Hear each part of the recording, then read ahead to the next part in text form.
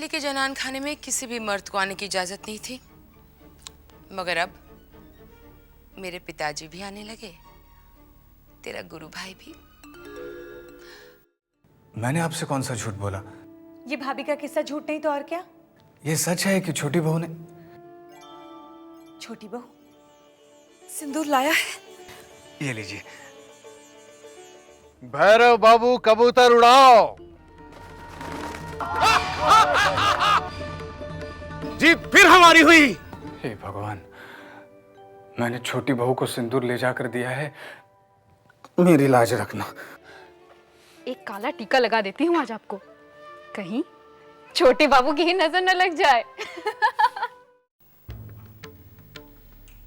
हुजूर, छोटी बहू रानी ने आपको याद किया है। क्यों? आज फिर कोई पूजा या व्रत रखा है छोटी बहू ने? नहीं सरकार, वो आपसे मिलना चाहती हैं। कह देना हमारे पास वक्त नहीं था। सरकार दोपहरिया से आपकी प्रतीक्षा कर रही तो है। हम क्या करें भाई, हमारी भी तो कोई प्रतीक्षा कर रही है। सरकार जाते जाते थोड़ी सूरत अगर... देख रहा हूँ छोटी बहू की हिमायत में तुम कुछ ज्यादा ही बोलते जा रहे हो। नहीं माई बाप, मेरी क्या बिसात, वो तो हम छोटी बहू रानी का संदेशा आप तक पहुंचा रहे थे। सच्ची सरकार।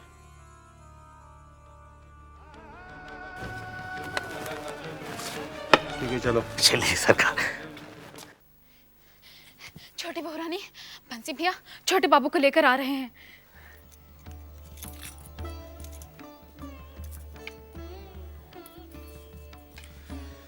क्या बात है, क्यों बुलाया मुझे? कई दिनों से आपको देखा नहीं था, बहुत इच्छा हो रही थी देखने की, सो बुला लिया।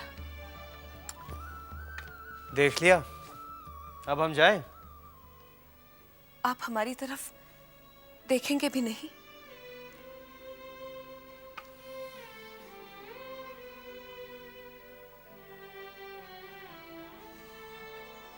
ऐसी क्या खास बात है?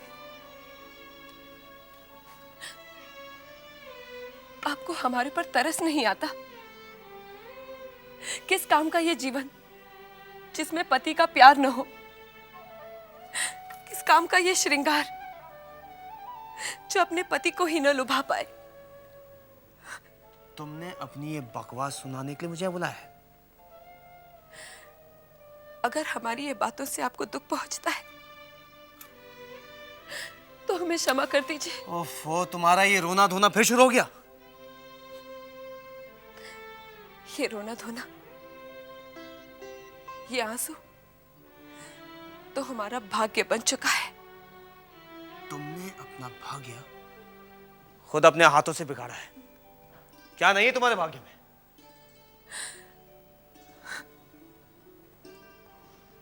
पति का प्यार। फिर शुरू कर दी अपनी बकवास। तुम बदलती क्यों नहीं हो? आप भी तो नहीं बदलते। मुझे बदलने की कोशिश भी मत करना। बड़ी बहू और मझली बहू की तरह खुश रहना सीखो तुम। उनके मन में जो आता है वो करती है, तुम्हारे मन में भी जो आता है तुम करो, हंसो गाओ।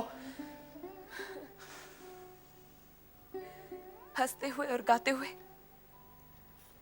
तो मैंने आज तक आपको भी नहीं देखा। देखो, तुम्हारी ये फजूल बातें सुनने के लिए मेरे पास वक्त नहीं है।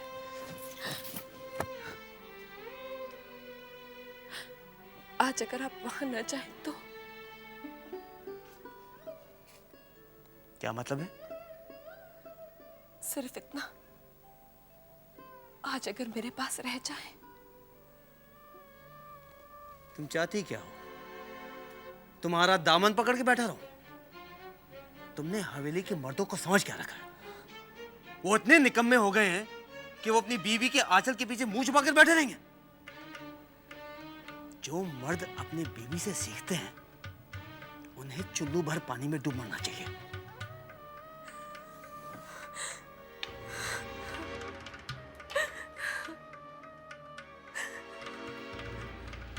छोटी बहू रानी का क्या होगा भैया? धीरज रख, सब ठीक हो जाएगा।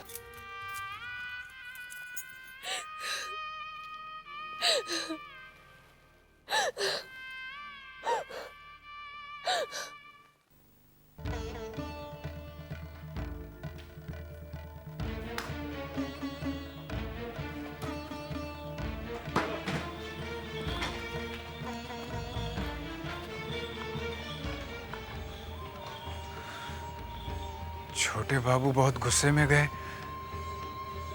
कहीं छोटी बहू से अनबन। अरे साले साहब, आप यहाँ? आपको फौरन बुलाया है। किसने? मास्टर जी ने कहा है कि मेरे साले साहब जहां भी हो उन्हें जल्दी भेज दो। आप फौरन चले जाइए, मैं चलता हूँ, मुझे बहुत काम है।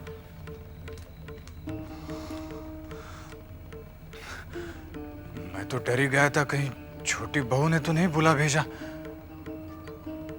लेकिन जीजा जी तो चले गए थे। ऐसी क्या बात हो गई?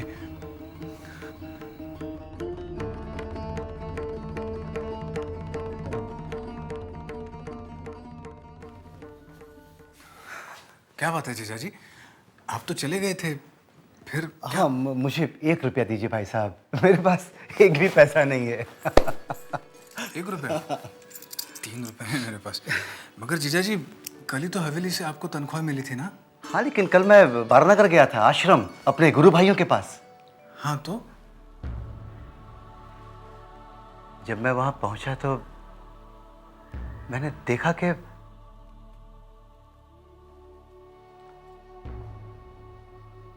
क्या बात है, आप लोग आज वेदांत नहीं पढ़ रहे?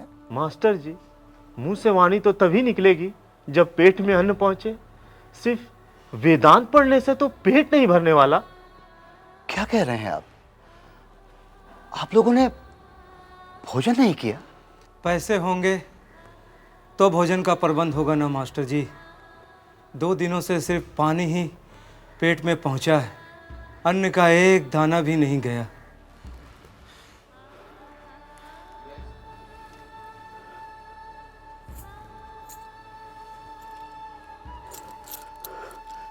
खैर, ये चिंता मत करिए, आप लोग आप ये पैसे रखिए और अपने भोजन का इंतजाम करिए फौरन।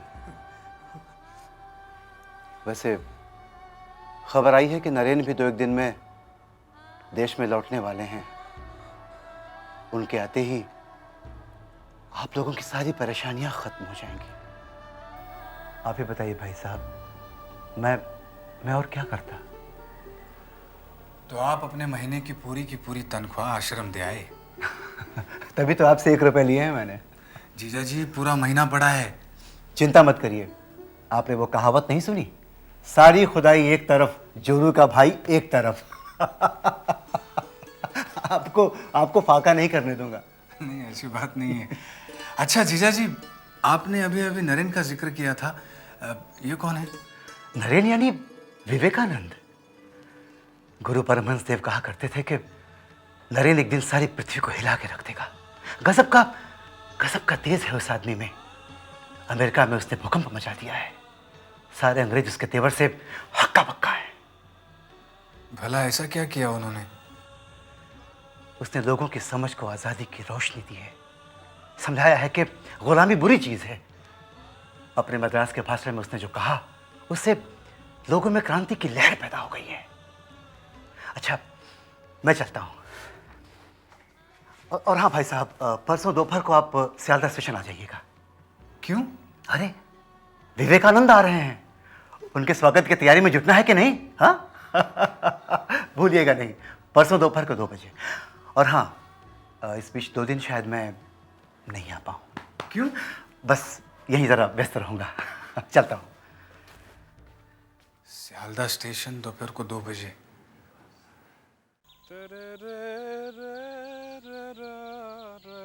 क्या बात है इब्राहिम भैया, आज बग्गी और दिन से ज्यादा सजाई जा रही है। कोई खास जगह जा रहे हैं क्या मजले बाबू? क्यों बंसी भैया, तुम्हें मालूम नहीं है क्या? आज मजले बाबू एक पौधों की नीलामी में जा रहे हैं। अच्छा। और सुना है वहाँ एक खास पौधा चीन से आया हुआ है, जिसे मजले बाबू खरीदने जा रहे हैं। साहब लोगों की शौक भी अजीब होते हैं। जो अजीब ना हो वो साहब ही क्या है। क्या बात है, वाह। वैसे बंसी भैया, शशि दिखाई नहीं दे रहा है। अरे, तुमको पता नहीं है कुछ? नहीं। अरे, उसे तो पारे की बीमारी हो गई है। अरे अल्लाह रहम करे, ये तो छूत की बीमारी है। हाँ भैया, तुम जरा उससे बच के ही रहना। हमको तो बेचारे की बहुत फिक्र है, कहीं नन्हे बाबू उसको नौकरी से निकाल ना दे। अरे, चले भैया, हम चले, हमको बहुत काम है। चिंता को तो कौनो बात की चिंता होती नहीं है, सारा काम हमें को करे को पड़ता है। हम चलते हैं।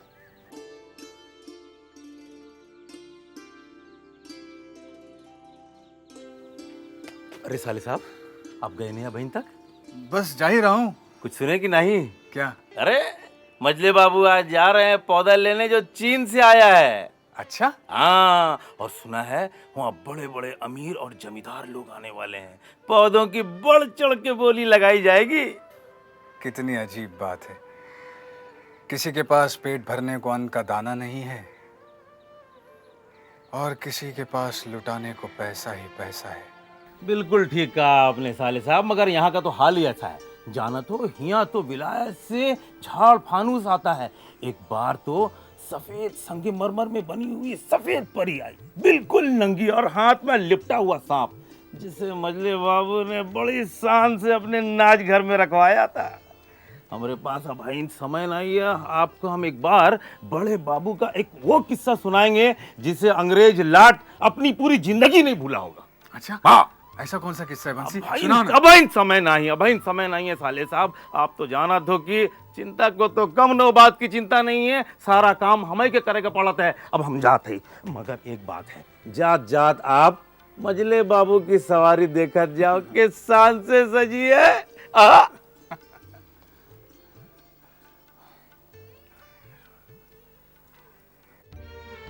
सरकार। जी सरकार। रुपए पैसे सब रख लिए हैं ना? चीन के उस खास पौधे को आज हम लेकर ही लौटेंगे। थैलियां भर ली हैं सरकार। आज मजले बाबू की इज्जत का सवाल है। सुना है वो छेनी जाता रहा आपका दुश्मन। किसकी बात कर रहे हैं सरकार? भला वो भिखारी हमारे मजले बाबू का क्या मुकाबला करे? ये तो वही बात हो गई कि जमीन आसमान को छूने की कोशिश करे। विदु सरकार, तुमने मिसाल बहुत अच्छी दी, हम खुश हुए। सही बात ही विधु के मुंह से निकलती है सरकार। आइए।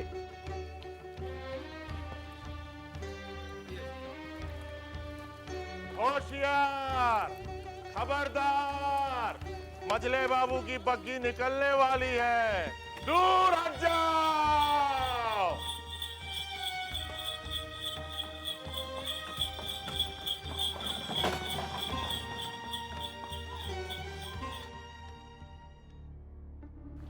मजले बाबू, छिंदत तो पहुंच चुका है।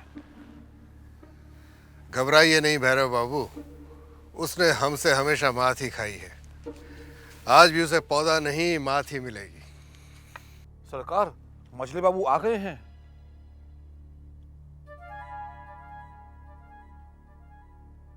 कलकत्ते के बड़े बड़े जमींदार और अमीर लोग यहाँ विराजमान हैं। अब हम चीन से आए हुए इस खास पौधे की बोली 50 रुपए से शुरू करते हैं। 50 रुपए, 50 रुपए। आगे बोलिए। 52 रुपए। बोलिए। 55 रुपए। 60 रुपए। 60 रुपए। आगे बोलिए। ये पौधा आपकी हवेली की रौनक को और बढ़ा देगा। 60 रुपए। 60 रुपए।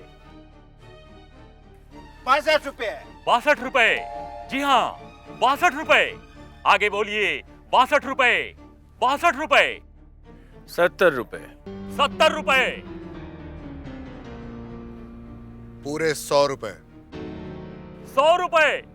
100 रुपए। 100 रुपए। 150 रुपए।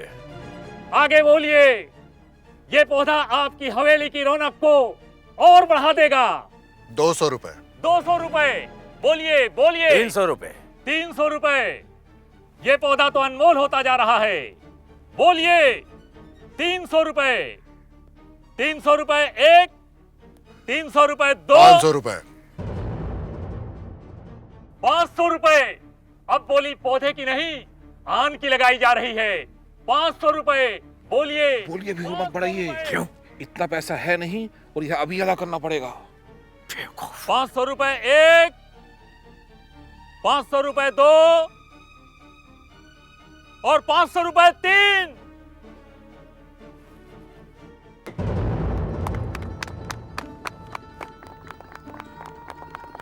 दुश्मन मैदान छोड़कर भाग रहा है मजले बाबू। अब श्री हिरण्मणि चौधरी जी जीत चुके हैं ये चीनी पौधा। श्री हिरण्मणि चौधरी जी यहाँ आकर पौधा ग्रहण कीजिए और इसकी कीमत अदा कीजिए।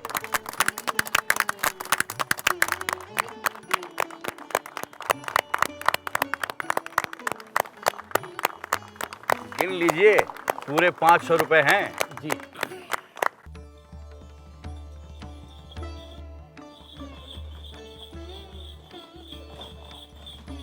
होशियार, खबरदार, मजले बाबू की सवारी आ रही है।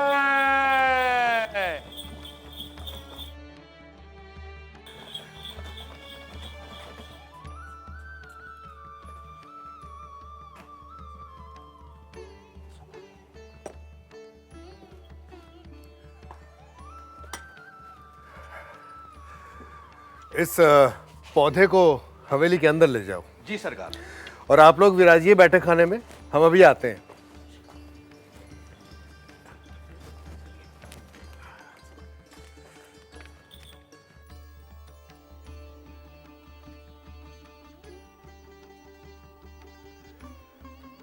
मजली बहू, मजली बहू, देखो तुम्हारे लिए क्या लाए हैं। हाय राम, एक मामूली सा पौधा इतना संभाल कर कहाँ से ला रहे हो?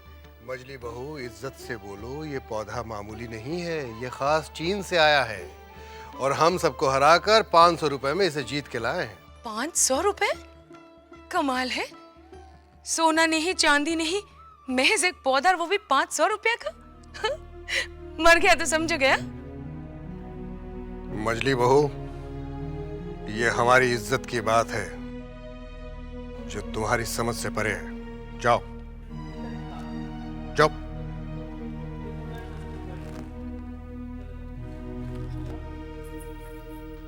सरकार, आपकी इज्जत पर कभी आज भी आ सकती है भला?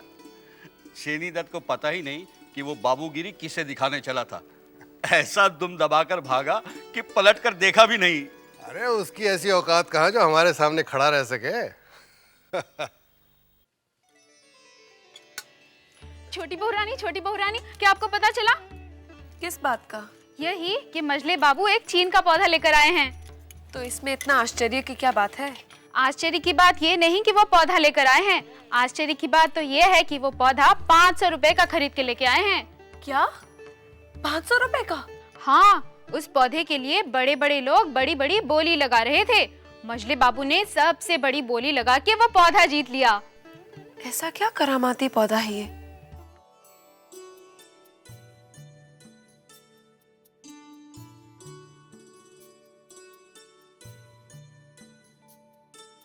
भैरव बाबू। जी सरकार। इस पौधे को देख रहे हैं आप? लगता है इसकी तरफ देखते ही रहें कि शान से खिल रहा है। इसकी शान तो आपकी हवेली में आकर खिली है मजले बाबू। क्यों? सही कहा आपने। सरकार, लाट साहब का अर्दली आया है। आपके पौधे की खबर उनके कानों तक पहुंच चुकी है। उन्होंने कहलवा भेजा है, शाम को वो पौधा देखने के लिए हवेली में तशरीफ ला रहे हैं। क्या कहा? लाट साहब खुद हमारी हवेली में तशरीफ लाएंगे? ये हमारे लिए बड़े गर्व की बात है। उनका यहां आना कोई मजाक नहीं है। विधु सरकार। जी सरकार। लाट साहब के स्वागत में कोई कमी नहीं आनी चाहिए। जी। हवेली की साफ सफाई करवाई जाए, कुछ खास किस्म के पकवान बनवाए जाए और मुन्नी बाई को मुजरे के लिए बुलाया जाए।